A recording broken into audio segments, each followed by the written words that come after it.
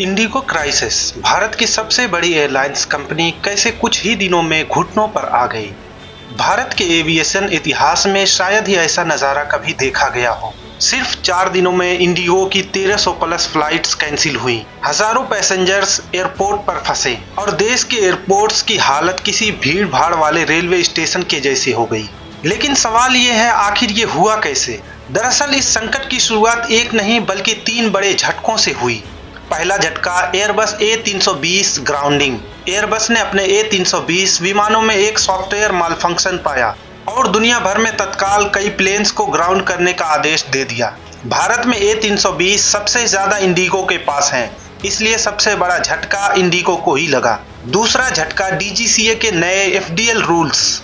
DGCA ने pilots की सुरक्षा के लिए नए फ्लाइट ड्यूटी लिमिट रेगुलेशन लागू किए। हफ्ते में 36 घंटे की बजाय 48 घंटे का रेस्ट, लगातार 2 से ज्यादा रेड आई फ्लाइट्स पर रोक, नाइट शिफ्ट में लिमिटेशन। बाकी एयरलाइंस ने इस बदलाव के लिए पायलट्स बढ़ाए, लेकिन इंडिगो ने मैनेजमेंट लेवल पर बड़ी गलती कर दी। तीसरा झटका, इंडिगो की मिस्टेक इन प्लानिंग। इंडिगो ने सोचा कि उनके पायलट्स औसतन 57 घंटे ही उड़ रहे हैं, तो नए पायलट्स हायर करने की जरूरत ही नहीं है। लेकिन असल में बड़े शहरों के पायलट 70 घंटे से ज्यादा उड़ रहे थे और छोटे शहरों के बहुत ही कम। इसलिए इस औसत ने इंडिगो को गलत दिशा में ले गया।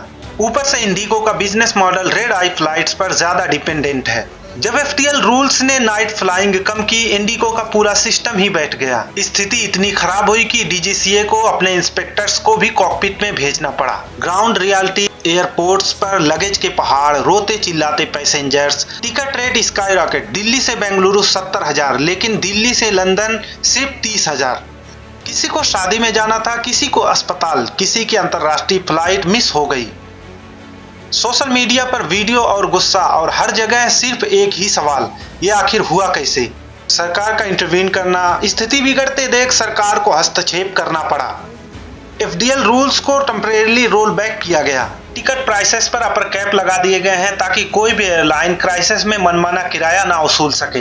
क्या ये सब अडानी को फायदा पहुंचाने की चाल थी? कोइंसिडेंस ये भी है कि भारत में भविष्य में 3000 से ज्यादा नए पायलट्स की जरूरत पड़ेगी।